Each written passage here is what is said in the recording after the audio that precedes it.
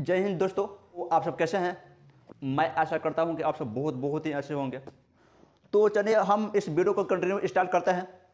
उससे पहले मैं आप सभी को बता दूं कि इस चैनल पर एक हम नए टॉपिक को स्टार्ट किया है, जिस किताब का नाम है टॉम।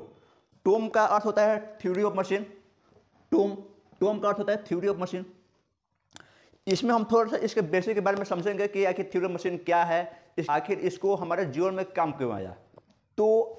तो आज के इस वीडियो में हम यही कवर करेंगे तो आखिर जो टॉम है उस टॉम को हमारे जीवन में काम क्यों आया। तो ध्यान से देखिएगा।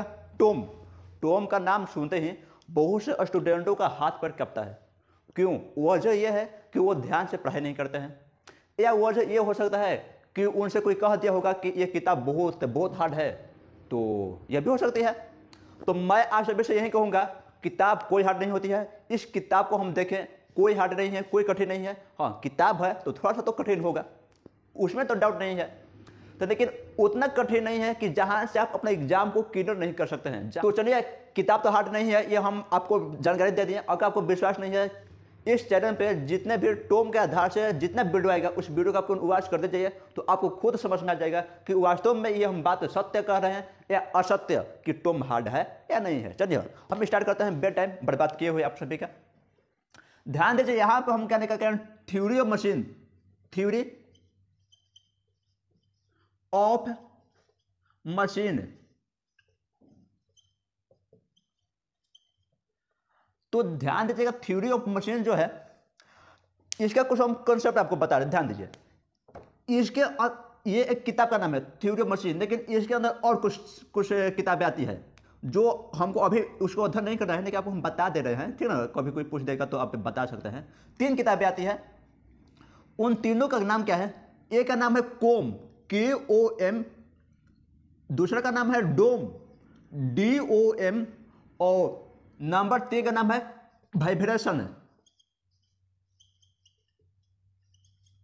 ध्यान दीजिए कि जो टॉम है, थ्योरी ऑफ मशीन जो है, इसमें और कुछ किताबें आती है। इस किताब के बारे में हमें अध्ययन नहीं करनी है, लेकिन आगे जाकर के आपको इस किताब के बारे में अध्ययन करनी है, अभी नहीं। ध्यान दीजिए, कोम क्या है? Kinematic of machine.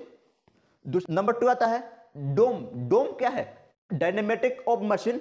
और नंबर 3 तो आप जानते हैं वाइब्रेशन किसे कहते हैं, जो वाइब्रेट करता है। तो हमें यहाँ पे तीनों में से किसी के बारे में अध्ययन नहीं करना है, ना कोम के बारे में, ना डोम के बारे में, ना वाइब्रेशन के बारे में। आपको केवल हम इतना बता दिए हैं कि आखिर वास्तव में ये है क्या। हम इसलिए बता दिए हैं कि ये तीनों इसी के अंदर आती है।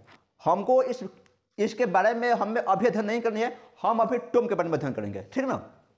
तो केवल आपको जानकारी के लिए ये बता दिया गया, अदरवाइज ये इसका काम नहीं थी इस वीडियो के अंदर। तो चलिए यहां से हम चलते हैं।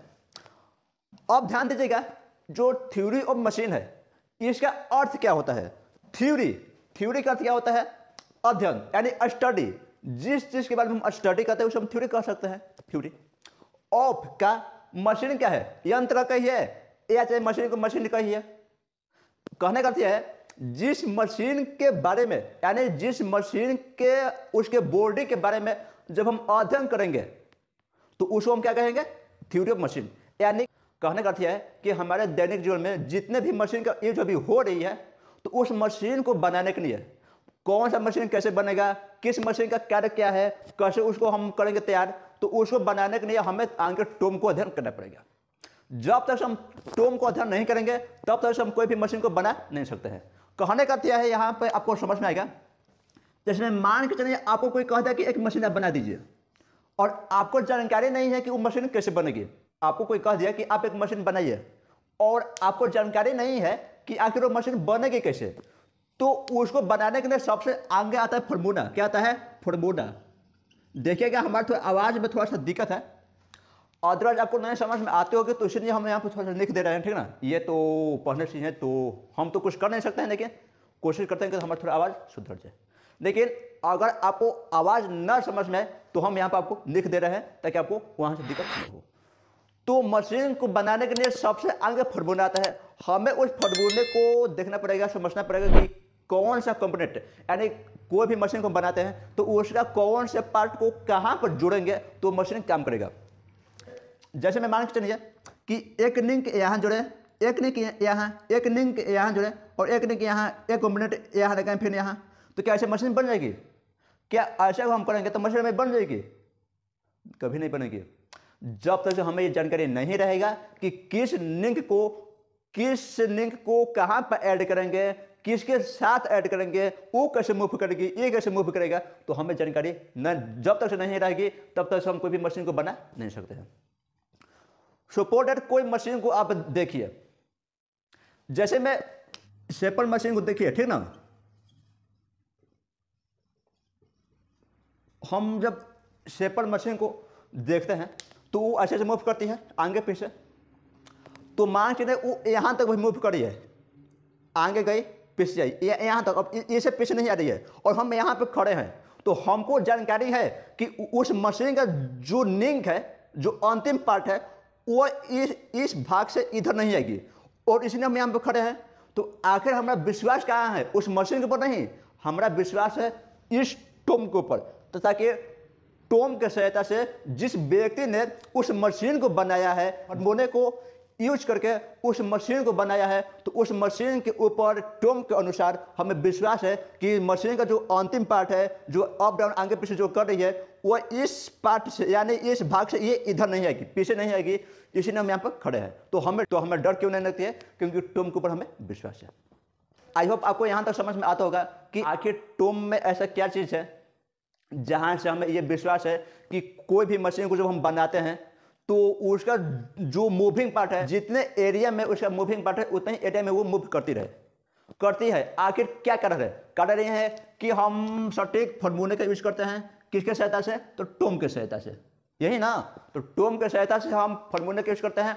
उसके बाद में कोई भी मशीन को बनाते हैं तो जहाँ से उसको जितने एरिया में उसको मूव करना है उतने ही एरिया में मूव करती है। अदरवाइज अदर एरिया में वो मूव नहीं कर पाती है, जितना एरिया उसको बनाया गया है उतना ही एरिया में मूव करती है।